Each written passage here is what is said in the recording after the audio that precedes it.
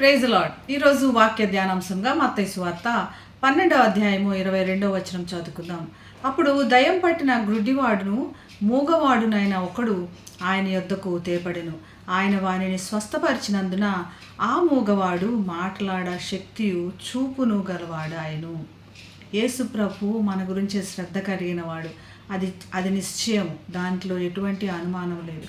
ఆయన మన శరీరం గురించి మాత్రమే శ్రద్ధ కాదు, మన ఆత్మ గురించి కూడా శ్రద్ధ కలిగి ఉన్నాడు. ఎటువంటి పరిస్థితుల్లో ఆయన ఆత్మను గురించి మాత్రమే శ్రద్ధ కలిగి ఉండి, మనం శారీరకంగా ఏ విధంగా ఇబ్బంది పడుతున్నా కూడా మనల్ని పట్టించుకోడు అన్నటువంటి విషయం కరెక్ట్ కాదు. ఇక్కడ ఒక వ్యక్తి దయ్యం పట్టి ఉన్నాడు, గ్రుడ్డివాడు మూగవాడై ఉన్నాడు. వాడి శరీరానికి గ్రుడ్డివాడు మూగవాడిగా ఉన్నాడు.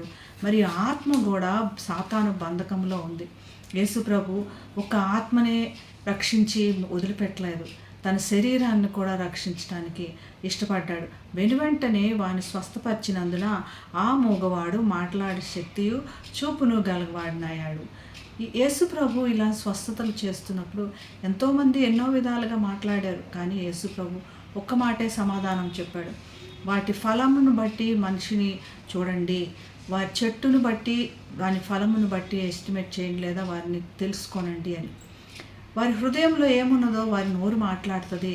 వారి నోరు మాట్లాడి చెడ్డవారు అవుతున్నారు కాబట్టి వారు ఖచ్చితంగా మంచివారు కాలేరు. వారి హృదయంలో ఏది ఉన్నదో అది ఉంది. మనకి ఎన్నో దూషణలు, అవమానములు మరి ఎదుర్కొంటూ ఉంటాం. దేవుని వాక్యంలో నిలుస్తున్నప్పుడు మరి అడ్డంకములు లేదా వినకూడని మాటలు వస్తూ ఉంటాయి. యేసు ప్రభు ఏమంటున్నాడంటే, ఆ మాటలను బట్టి నీవు తొణకెసలాడాల్సిన అవసరం లేదు. దేవుడు నీకు అప్పచెప్పిన పని నువ్వు వదిలిపెట్టుకోవాల్సిన అవసరం లేదు. దాని గురించి ఎటువంటి అనుమానాలు పెట్టుకోవాల్సిన అవసరం లేదు.